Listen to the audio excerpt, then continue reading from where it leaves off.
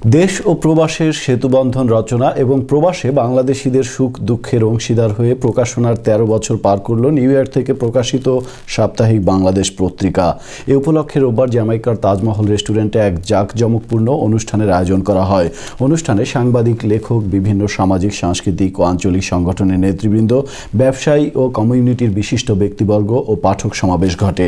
পত্রিকাটির president doctor Hamiduzzaman খানের সভাপতিত্বে এবং সম্পাদক ডক্টর ওয়াজেদ এ খানের পরিচালনায় এতে উপস্থিত ছিলেন কনসাল জেনারেল শাব্বির আহমেদ।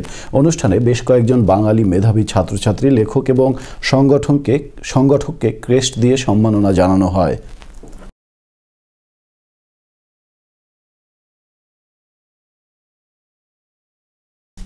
আসন্ন জালালাবাদ অ্যাসোসিয়েশন অফ আমেরিকার নির্বাচনে প্রতিদ্বন্দ্বিতাকারী প্যানেল জন জিল্লু পরিষদ প্রবাসী জালালাবাদবাসীকে সংগঠনের সত্যিকারের উন্নয়নে তাদেরকে নির্বাচিত করার আহ্বান জানিয়েছেন।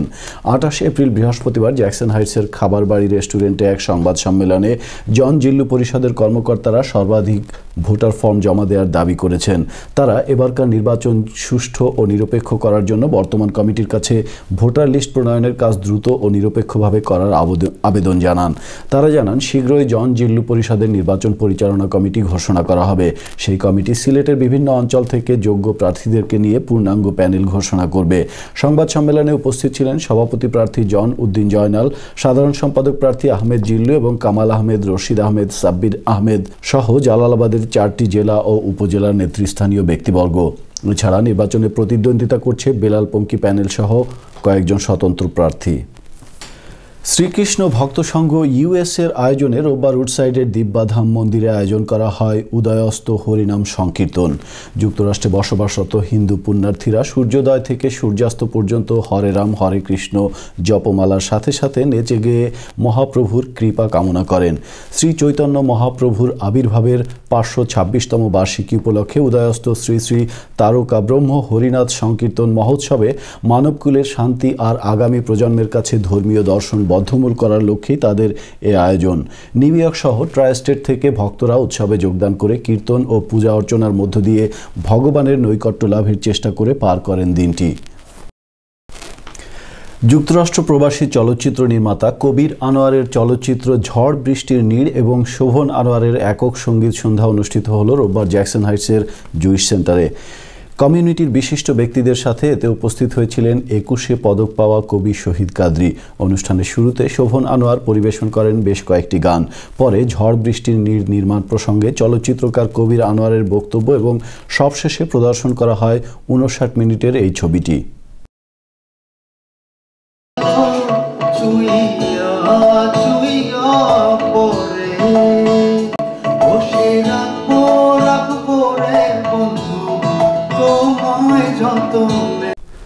বাংলাদেশ টেলিভিশনের সাবেক জেনারেল ম্যানেজার রিয়াজউদ্দিন বাদশাকে সম্বর্ধনা জানিয়েছে স্থানীয় একটি পত্রিকা। সাপ্তাহিক দেশ বাংলা ও বাংলা টাইমসের আয়োজনে রোববার জ্যাকসন হাইটসের পত্রিকা অফিসে অনুষ্ঠিত সম্বর্ধনায় রিয়াজউদ্দিন বাদশার কর্মময় জীবনের নানা দিক তুলে ধরে বক্তব্য রাখেন বক্তারা। দেশ বাংলা ও বাংলা টাইমস সম্পাদক ডাক্তার চৌধুরী সারোয়ারুল হাসানের সভাপতিত্বে অনুষ্ঠিত সম্বর্ধনায় রিয়াজউদ্দিন বাদশা এটিএন বাংলা ইউএসের মাধ্যমে নিউ ইয়র্ক থেকে প্রবাসীদের নিয়ে বিভিন্ন অনুষ্ঠান চালিয়ে যাবেন বলে ঘোষণা দেন। তিনি এজন্য সকলের সহযোগিতা কামনা করেন। এদিকে নিউ ইয়র্কের রাজধানী আলবেনিতে বসবাসরত বাংলাদেশিদের উদ্যোগে 30 এপ্রিল স্থানীয় একটি ভেন্যুতে অনুষ্ঠিত হল বসন্ত উৎসব। আলবেনি মেডিকেল কলেজ হাসপাতালের হার্ট সার্জন ডাক্তার ধীরাজ শাহর তত্ত্বাবধানে উৎসবে বিকাল থেকে মধ্যরাত পর্যন্ত চলে সঙ্গীতানুষ্ঠান। অনুষ্ঠানে আসেন আলবেনির বিভিন্ন এলাকায় বসবাসরত শতাধিক বাংলাদেশি। যুক্তরাষ্ট্র প্রবাসী বাংলাদেশিদেরকে কোরআন ও সুন্নাহর আলোকে ইসলামী শিক্ষায় সন্তানদেরকে লালন পালন করার পরামর্শ দিয়েছেন প্রখ্যাত ইসলামী চিন্তাবিদ এটিএন বাংলার ইসলামী অনুষ্ঠানের প্রধান বক্তা সৈয়দ কামাল উদ্দিন জাফরি। ইউএস পরিক্রমার সাথে দেয়া একান্ত সাক্ষাৎকারে তিনি এ আহ্বান জানান। এখানে এসে বাঙালি ভাইদের সঙ্গে মিশতে পারলাম। তাদের মধ্যে যে কর্মপ্রেরণা, উৎসাহ এবং তাদের মধ্যে ঐক্য, সমঝোতা, সৌভ্রাতৃত্বের পরিবেশ দেখে আমি মুগ্ধ হলাম। আলহামদুলিল্লাহ, আমি যে গ্যাদারিংয়ে বক্তব্য রাখলাম তাতে দেখলাম যে আমাদের দেশের সকল স্কুল অফ থট এবং রাজনীতির সঙ্গে যারা জড়িত না, সবাই এখানে উপস্থিত ছিলেন। আলহামদুলিল্লাহ। এবং তারা এখানে বেশ কর্মচঞ্চল, আমি এটা দেখলাম, কর্মমুখী। এই কর্মমুখীতা যদি আমাদের দেশে হতো তাহলে দেশ তো অনেক এগিয়ে যেত।